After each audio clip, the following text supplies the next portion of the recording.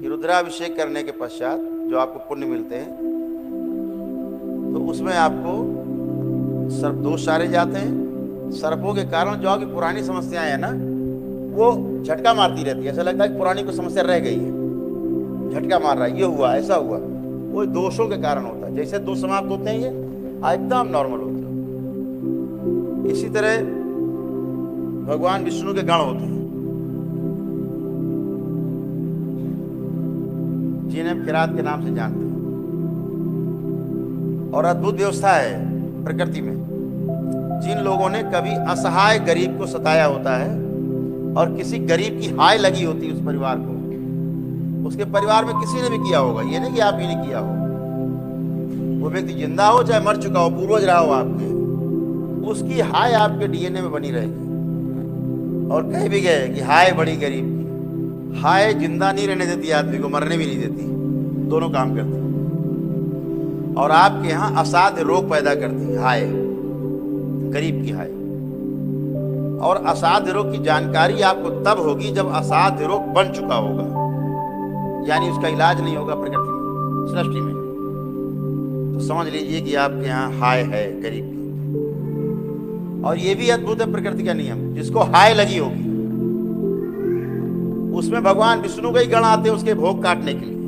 हाय हाय का जो भोग है वो काटने के लिए भगवान विष्णु के गण जो है ना, पहाड़ों से हैं, पहाड़। और जब तक वो रहते हैं तब तक आपका कुछ अच्छा होने वाला तो नहीं है। और भोलेनाथ का जो तंत्र है, शिव का जो तंत्र है, वो विष्णु के गणों पे नहीं चलता। या ये कह लीजिए आन है कि शिव का तंत्र विष्णु के गणों पे नहीं चलाया जाता। इसलिए आप उनको किसी विधि से हटा नहीं सकते, मार नहीं सकते, प्रताड़ित नहीं कर सकते, आप उनका कुछ नहीं बिगाड़ सकते, पहली बात।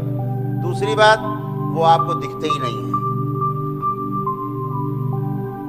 ये तंत्र मंत्र टोना टोटका जादू टोना करने वाले लोग, इनको पितर नहीं दिखाई देते, भगवान विष्णु के गण कहां से दिखाई देंगे? तो उनको प्रसन्न करके ही वापस भेजा जा सकता है आपके डीएनए से निकाल के। आप पे धन नहीं है या रुद्राभिषेक करने में आप सक्षम नहीं है, आप पे धन नहीं है, तो दरबार आपको अपनी ओर से पुण्य देता है, रुद्राभिषेक के भी और विष्णु सहस्त्रनाम के भी, और आप स्वस्थ होते हो। आपको कुछ नहीं करना होता। दोष पालना उचित नहीं, वो आपको कष्ट रहेंगे, कहीं न कहीं झटका मारेंगे। ठीक, तो अब दरबार ने क्या किया कि आपको झटका ना लगे, इसलिए पहले इसे पुण्य दे देते हैं। कैसे देते हैं? जैसे बैंक देता है उधारी में, तो आपको पुण्य देते हैं। तो जैसे आपके पास ये पुण्य आते हैं तो आपके सारे दोष समाप्त हो जाते हैं और भगवान विष्णु के गण भी प्रसन्न होकर के, तृप्त होकर के और अपने लोक को चले जाते हैं आपको छोड़ करके, आपको आशीर्वाद देते हुए। तो आप स्वस्थ रहते हो। तो जिनमें उधारी चुकाने की क्षमता हो, वो अपना 4-6 महीने में, साल भर में अपने घर में ही कर लें या दरबार में कर लें रुद्राभिषेक।